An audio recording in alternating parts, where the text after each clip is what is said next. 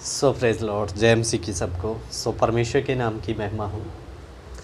आज एक बार फिर से सुंदर समय के लिए और प्रभु ने एक बार फिर से आपके बीच में, आपके मध्य में आने के लिए समय दिया।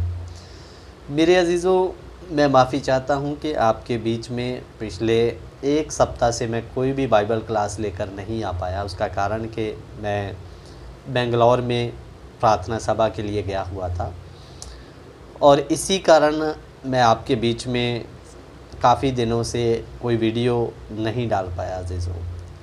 तो आज हम परमेश्वर के पवित्र वचन में से कुछ सवालों का जवाब देने की कोशिश करेंगे। कुछ बाइबल के विरोधी लोग बाइबल को पढ़ते ज़रूर हैं, लेकिन उसको समझने के लिए नहीं, उसमें कमियां निकालने के लिए। तो कुछ बाइबल के विरोधी जनों ने एक बाइबल की बात पर सवाल उठाया था। वो सवाल क्या था कि जब आदम को परमेश्वर ने कहा कि जब तुम इस फल को खाएगा तो तू निश्चय मर जाएगा, तो आदम और हवा ने वो फल खाया भी, लेकिन वो लोग तो मरे नहीं। तो इसलिए बाइबल का परमेश्वर तो झूठा है, क्योंकि उसने आदम को वो फल खाने से मना किया। आदम ने खा भी लिया, लेकिन वो मरे नहीं। इसलिए इस बात को लेकर वो कहते हैं कि बाइबल का परमेश्वर झूठा परमेश्वर है। तो मेरे प्रियो, लेकिन बाइबल एक ऐसा शास्त्र है कि जिसे आप अपनी समझ या बुद्धि से नहीं समझ सकते। इसके लिए आपको पवित्र आत्मा की सहायता की आवश्यकता होती है। तो आइए हम इस सवाल का कुछ जवाब देने की कोशिश करेंगे कि क्यों परमेश्वर ने ऐसा कहा, इसके पीछे का उद्देश्य क्या था और कौन सी मृत्यु के बारे में परमेश्वर ने बात किया था। तो आइए उस वचन को हम देख लेते हैं। उत्पत्ति उसका दूसरा अध्याय उसका 17 वचन। उत्पत्ति 2 का 17। पर भले या बुरे के ज्ञान का जो वृक्ष है उसका फल तू कभी ना खाना, क्योंकि जिस दिन तू उसका फल खाएगा उसी दिन अवश्य मर जाएगा।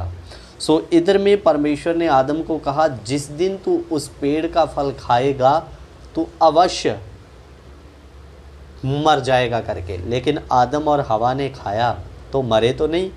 आदम की कुल आयु बाइबल में 930 साल बताया गया है कि उसके जन्म से लेकर जब परमेश्वर ने उसे रच दिया, वही उसका जन्म था।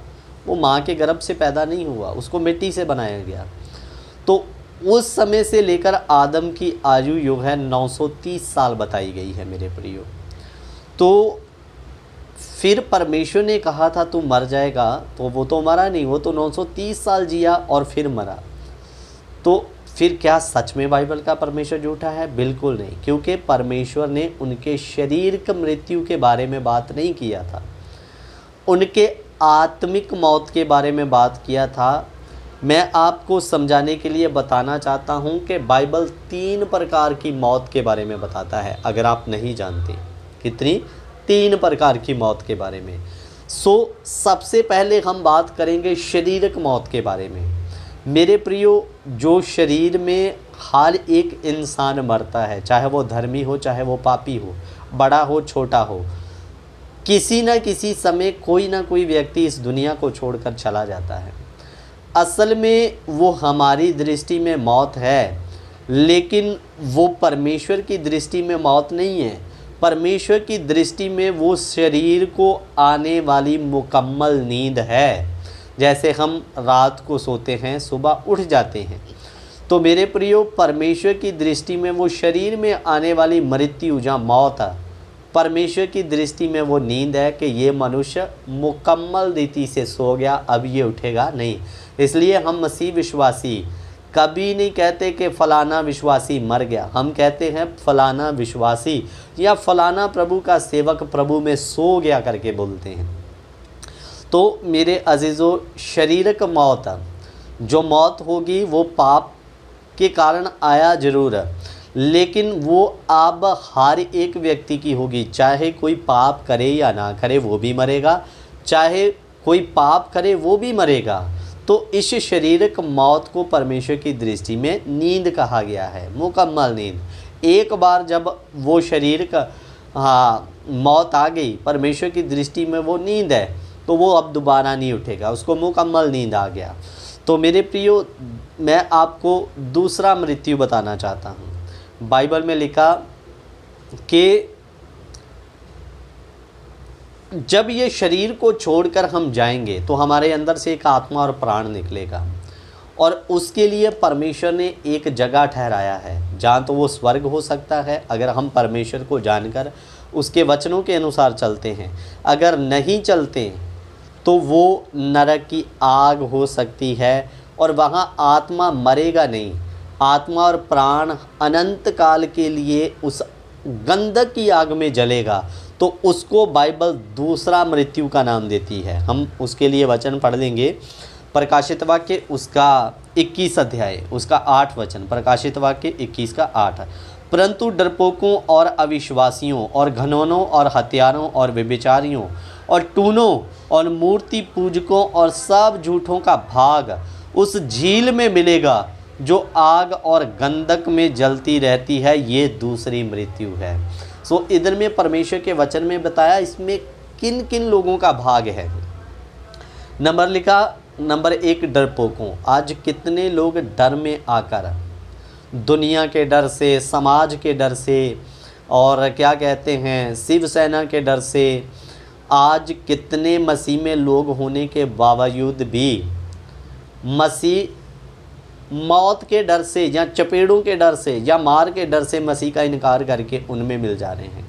तो उनको बाइबल डरपोक कहती है। उनका भाग भी इस गंधक की जेल में होगा, जिसको दूसरा मृत्यु। फिर अविश्वासी लिखा, जो मसीह को नहीं जानते, जिन्होंने अपना जीवन परमेश्वर को दिया नहीं, वो भी इस गंधक की झील में मिलेंगे, जिसको दूसरी मृत्यु कहा गया।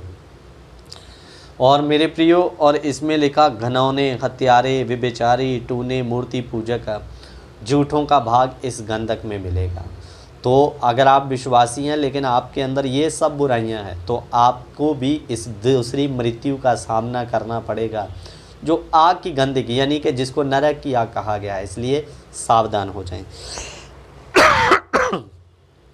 अब जो आदम को मौत आया वो फल खाने के बाद, वो मौत कौन सा था?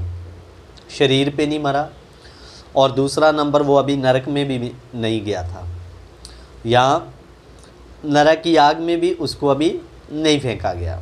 मैं ये नहीं कहता कि आदम नरक में गया, लेकिन आपको समझाने के लिए बोलना। फिर परमेश्वर ने जो उसको कहा तू मर जाएगा, वो कौन सी मृत्यु थी?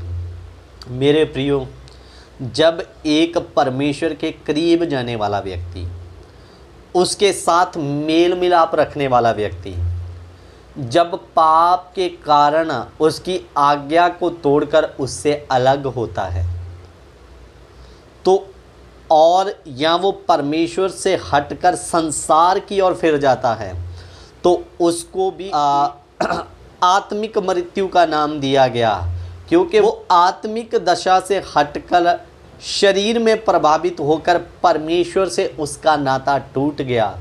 उसको भी एक मृत्यु का नाम दिया गया है कि वो आत्मिक जीवन से उसका कभी कभी हम कहते हैं जो विश्वासी परमेश्वर से, वो तो आत्मिक जीवन में डेड हो गया। तो कहने का मतलब जो आत्मिक जीवन में परमेश्वर से दूर हो जाए, आत्मिक जीवन में कमज़ोर हो जाए, परमेश्वर से लिए हमेशा के लिए अलग हो जाए, उसको कहते हैं आत्मिक मौत हो जाना। यानी कि अब उसका नाता प्रभु के साथ नहीं रहेगा, वो आत्मिक जगत से मर चुका है, वो अब शारीरिक बन गया है। तो मेरे प्रियो, यहाँ पर आदम और हवा की जिस मृत्यु की बात किया गया, वो था उनका आत्मिक मौत होना, यानी कि आत्मिक दशा से वो हटकर शारीरिकता में आ गए। तो परमेश्वर ने उनको इस मौत के बारे में कहा था कि तुम मेरे से, तुम्हारा नाता टूट जाएगा, आत्मिक दशा से तुम डेड हो जाओगे करके। आज कितने विश्वासी अपनी मनमर्जी करके आत्मिक जीवन में डेड पड़े हैं। वो अपने आप को धोखा देने के लिए चर्च में आते हैं, जाते हैं, लेकिन उनका जीवन आदम और हवा के जैसे मरा पड़ा है। आज जांचें, हमें अपने आप को जांचना है। क्या मैं भी परमेश्वर की आज्ञा का उल्लंघन करके आत्मिक जीवन में मरा थोड़ी हूँ, जैसे आदम और हवा मर गए। और सुन लीजिए, आत्मिक जीवन में मरे हुए व्यक्ति की जगह अदन की वाटिका, और अदन की वाटिका के तुलना स्वर्ग के साथ किया गया है, नहीं होगा मेरे प्रियो। इसलिए अपने आप को जांचिए। शरीर की बात नहीं कर रहा, क्या मैं आत्मिक जीवन में मरा तो नहीं हूँ? क्योंकि जो आत्मिक जीवन में मर गया, परमेश्वर से अलग हो गया, जैसे अदन की वाटिका से आदम और हवा को बाहर निकाला गया, और आत्मिक जीवन में मरे हुए व्यक्ति की जगह स्वर्ग राज में नहीं होगी, उसको स्वर्ग से धकेला जाएगा, बाहर किया जाएगा, उसकी उसमें नहीं जगह होगी। तो मेरे प्रियो, परमेश्वर ने आदम को आत्मिक मृत्यु के बारे में कहा था, ना कि शरीर का, और ना नरक की आग वाली मृत्यु की बात उधर में हुई है। तो 3 प्रकार की मृत्यु है, एक शरीर की जो परमेश्वर की दृष्टि में सोना है, एक है आत्मिक जीवन में मर जाना, उसमें आप शरीर में जिंदा रहेंगे शरीर में, लेकिन आपका नाता परमेश्वर से टूट जाएगा, उसको आत्मिक मौत कहा गया। और एक दूसरी मृत्यु जिसके बारे में बाइबल ने बताया, डरपोक, हत्यारे, अविश्वासी, घिनौने काम करने वाले व्यभिचारियों का भाग उस झील में होगा। वहाँ आत्मा मरेगा नहीं, लेकिन दुख पाएगा अनंत काल के लिए, छुटकारा नहीं होगा, उसको दूसरी मृत्यु का नाम दिया गया। सो प्रभु इन वचनों के द्वारा आप सबों को आशीष दे। मैं आशा करता हूँ वचन समझ में आया है। God bless you. जय मसीह की। प्रभु आशीष दे।